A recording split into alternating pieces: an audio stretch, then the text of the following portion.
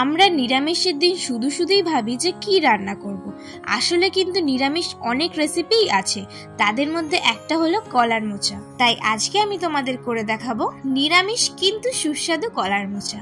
So hey guys, welcome back to Rinku's kitchen. চলে এসেছি আরও একটা নতুন রেসিপি নিয়ে। এই রেসিপিটা বানানোর জন্য প্রথমেই আমি কলার মোচাটাকে ঝিরিঝিরি করে কেটে হলুদ গোলা জলে ভিজিয়ে রেখেছিলাম, যাতে মোচার কষটা চলে যায়। এবার 10 থেকে 15 মিনিট পর আমি মোচাগুলোকে ভালো করে নুন দিয়ে সেদ্ধ করে নেব।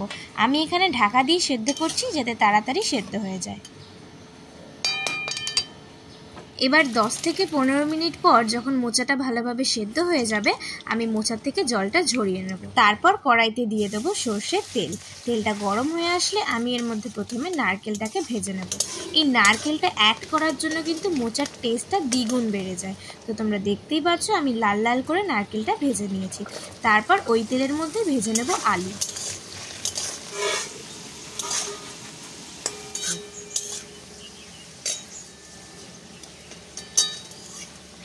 আলুটা ভালো করে ভাজা হয়ে গেলে আমি একটা পাত্রের মধ্যে তুলে রেখে দেব। দিয়ে ওই তেলের মধ্যে ফোড়নে দিয়ে দেব দারচিনি, লবঙ্গ, এলাচ, শুকনো লঙ্কা আর তেজপাতা। এবার এগুলোকে একটু নেড়ে নিয়ে এর মধ্যে ফোড়নে দিয়ে দেবো গোটা জিরে।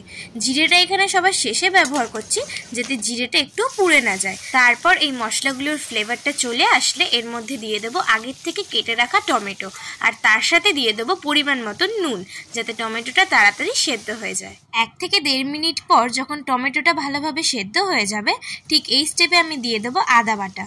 আদা বাটাটা দেওয়ার পর তোমরা কিন্তু খুব বেশি কষাবে না, তাহলে কিন্তু মশলাটা তেতো হয়ে যাবে।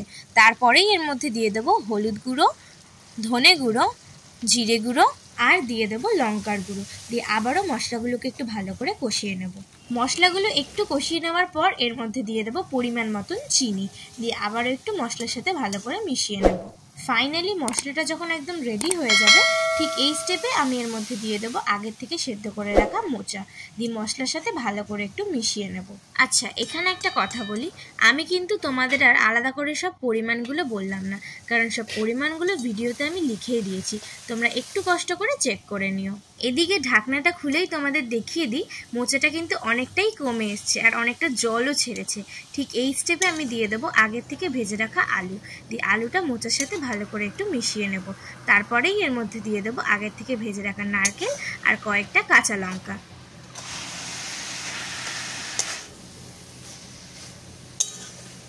নারকেল আর কাঁচা লঙ্কাটা দিয়ে ভালো করে মিশিয়ে নেওয়ার পর সব শেষে এর মধ্যে দিয়ে দেবো সামান্য পরিমাণে ঘি আর গরম মশলা।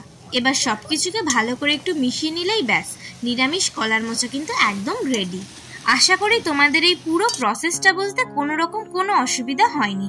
আর যদি কোনো অসুবিধা হয়েও থাকে তো তোমরা অবশ্যই আমাকে কমেন্টে জানিও। আমি তোমাদের রিকোয়েস্ট করব একবার হলেও এই পদ্ধতিতে কলার মোচাটা বাড়িতে বানানোর জন্য। ভিডিওটা ভালো লাগলে অবশ্যই লাইক আর সাবস্ক্রাইব করো, কারণ তোমাদের একটা সাবস্ক্রাইব আমাকে ভীষণ মোটিভেট করে। Thanks for watching.